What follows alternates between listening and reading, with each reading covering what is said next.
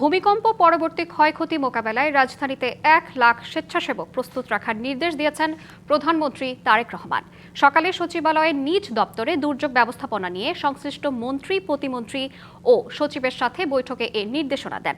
বৈঠক শেষে দুর্যোগ ব্যবস্থাপনা ও ত্রাণ মন্ত্রী আসাদুল হাবিব দুলু জানান, ভূমিকম্প মোকাবেলায় ঢাকায় খেলার মাঠ ও খোলা জায়গা চিহ্নিত করারও নির্দেশ দিয়েছেন প্রধানমন্ত্রী।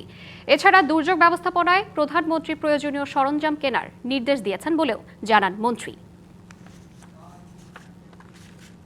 আমরা বলেছি যে ১ লক্ষ স্বেচ্ছাসেবক আমরা যেমন আমাদের কোস্টাল এরিয়ার মধ্যে আছে, একই আঙ্গিকে একই মডেলে আমরা ঢাকায় করব, সেটা নিয়ে আমরা কাজ শুরু করতে চাচ্ছি এখন।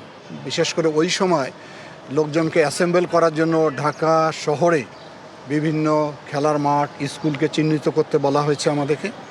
৭২ ঘন্টা ময়েশ্চার লক সমৃদ্ধ লিলি বডি ওয়াশ শিয়া বাটারের গুডনেস স্কিন রিপেয়ার করে রাখে সফট ও গ্লোয়িং।